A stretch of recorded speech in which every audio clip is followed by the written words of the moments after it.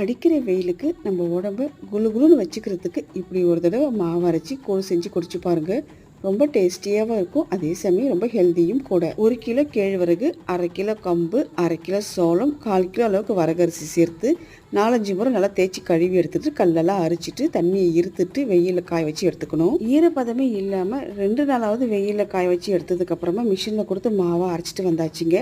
இப்போ தேவைக்கேற்ப மாவை எடுத்துட்டு கொஞ்சமாக தண்ணி விட்டு நல்லா கரைச்சிட்டு 2 ஹவர்ஸ் கிட்ட மாவை புளிக்க வச்சு எடுத்துக்கணும். டைரெக்டாக கூழுக்கின்றதை விட இந்த மாதிரி புளிக்க வச்சுட்டு செய்கிறப்ப டேஸ்ட் ரொம்ப நல்லாயிருக்கும். சாதம் நல்லா வெந்ததுக்கப்புறமா கரைச்சி வச்சுருக்க மாவை ஊற்றி கோழி கிண்டிட்டு ஓவரே டிஸ்டர்ப் பண்ணாமல் அப்படியே விட்டுறணும். நேற்று சாயங்காலம் போல் தான் கோழி கிண்டி வச்சுருந்தேன். நல்லா சூடும் ஆறி இருக்குது. இன்றைக்கி காலையில் பார்க்குறப்ப நல்லா கெட்டியாகவும் இருக்குது. கேழ்வரகு, கம்பு, சோளம், வரகரிசியெல்லாம் போட்டு மாவை ரெடி பண்ணி தான் கூழ் செஞ்சுருக்கோம். கொஞ்சமாக தயிர், தண்ணி, உப்பெல்லாம் சேர்த்து நல்லா கெட்டியாக கரைச்சிட்டு குடிச்சு பாருங்கள். டேஸ்ட் வைஸ் ரொம்ப நல்லாயிருக்கும்.